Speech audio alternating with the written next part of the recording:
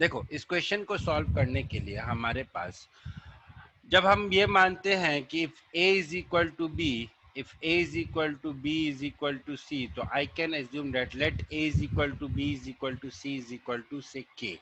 Or if you don't want to do it, if you don't want to do it like this, so from here also you can make three equations. कौन कौन सी three equation sir? एक equation आपकी ये आ सकती है a equal to B, एक आ सकती है आपकी b इक्वल टू सी, और एक इक्वेशन आ सकती है a इक्वल टू सी. ठीक है, ये बात समझ में आती है? If a is equal to b is equal to c, that means a is equal to b, b is equal to c, and further a is also equal to c. अब यहाँ से यही काम हम करके दो इक्वेशंस बनाएंगे, उससे x और y की वैल्यू को सॉल्व करेंगे. Plus what we will do is we will put the value of x and y in equation number 3, and we will see whether it is satisfied or not. That is also a necessary part. So what I will do is, first of all I will take these two. So this will give me directly, I'm cross multiplying. So what this will give me, 15x minus 5y plus 5 is equal to 6x plus 3y plus 6. So finally solving, what I will have, what will happen, 9x minus 8y is equal to 1. ठीक है sir, यहाँ तक बात समझ में आ गई. अब क्या करूंगा मैं, इन दोनों इक्वेशंस को क्रॉस मल्टीप्लाई कर देते हैं. So what I will have, 12x plus 6y plus 12 is equal to 15x plus 10y plus 5. So from here what will happen is 7 is equal to 3x plus 4y. So यहाँ से मिल गया आपको 3x plus 4y is equal to 7. अब क्या करें sir, पहली दूसरी equation को 2 से मल्टीप्लाई कर दो और दोनों इक्वेशंस को ऐड कर दो. So what will happen, 9x plus 6x is 15x, 15x is equal to 15, so x is equal to 1.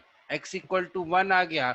जैसे ही x equal to 1 आया, I also got to know that 3 into 1 plus 4y is equal to 7. That will give me y is equal to 1. x equal to 1, y equal to 1 आ गया.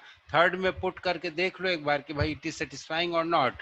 So it will be 3 into 1 plus 2 into 1 plus 1 divided by 6, which is equal to 1.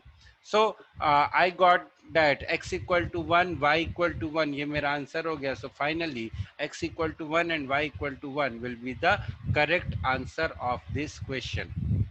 अब ये तो बात आती है कि आपने इस क्वेश्चन को कैसे सॉल्व किया, बट यहाँ पे एक बात और आती है कि सर मुझे नहीं करना है ऐसे क्वेश्चन को सॉल्व.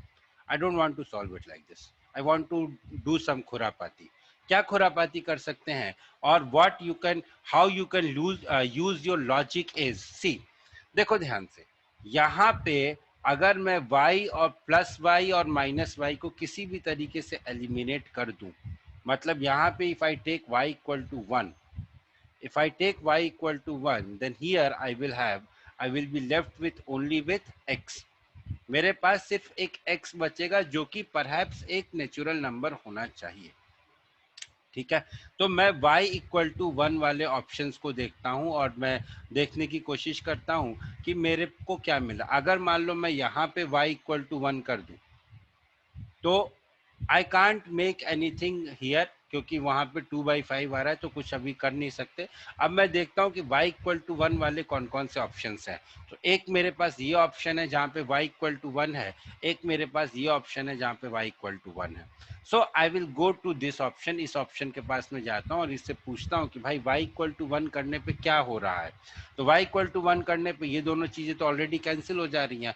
This is basically 2. तो मेरा एक वैल्यू 2 आ रही है, तो अगर ये वाली वैल्यू मेरी किसी भी तरीके से 2 आ जाती है तो मेरा काम बन जाएगा. तो भाई ये वाली वैल्यू तो मेरी 2 नहीं आ रही है, क्योंकि जब मैंने इसको y इक्वल टू 1 किया तो ये तो भाई 3 हो गया. Now 2x plus 3 upon 5 should be equal to 2. तो इससे x जो आता है वो मेरा 7/2 आता है, which is not correct. So which is not correct, that means this will not be my correct answer. अब मेरे पास एक ही ऑप्शन बचता है, तो उस ऑप्शन का सही होना उसकी मजबूरी है. वहां पे x equal to 1, y equal to 1 को टिक मार दो और आगे बढ़ जाओ. ज्यादा सोचने की जरूरत नहीं है। जब आपने एक ऑप्शन ढूंढ लिया कि एक ऑप्शन आपका y इक्वल टू 1 होगा, तो x इक्वल टू 1 अगर आपको मिल गया, अगर यहाँ पे आपको x, सपोज करो यहाँ पे जो भी वैल्यू x की थी वो सेटिस्फाई कर जाती तो ठीक है, you were 100% sure. Even now also you can be 100% sure because there is no other option in which y is equal to 1।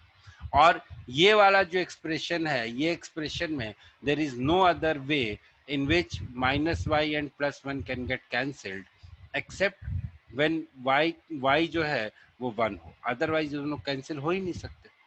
ठीक है, अब एक सर सवाल लेकिन ये आता है, एक सवाल ये आता है यहाँ पे, सर अगर मैं y को माइनस वाई प्लस 1 को सर अगर मैं किसी तरीके से 3 का मल्टीपल बना दूं, अगर मैं माइनस वाई प्लस 1 को 3 का मल्टीपल बना दूं सर, तब तो आपका लॉजिक फेल हो जाएगा।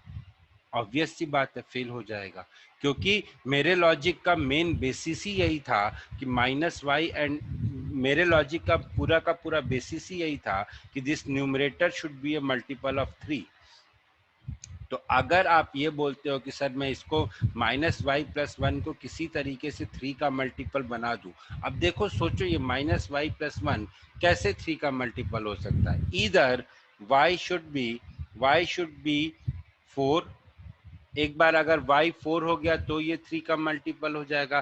क्या y इक्वल टू 4 वाला कोई ऑप्शन दिख रहा है आपको यहाँ पे? नहीं दिख रहा है, छोड़ दो ना। अगर ये सब्जेक्टिव क्वेश्चन होता तो ये अप्रोच नहीं काम करता, अगर ये सब्जेक्टिव क्वेश्चन होता तो ये अप्रोच नहीं काम करता। ऑब्जेक्टिव क्वेश्चंस में बेटा एक बात को समझने की कोशिश करना, ऑब्जेक्टिव क्वेश्चंस में जो हमारा दायरा होता है ना, वो इतना ही होता है। We have to do whatever we want in these limitations.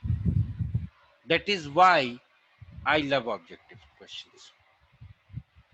वहाँ पे ज़्यादा कुछ करने के लिए आपके पास नहीं होता, ज़्यादा पॉसिबिलिटीज़ आपके पास नहीं होती, जो पॉसिबिलिटीज़ होती है उनको एक्सप्लोर करो।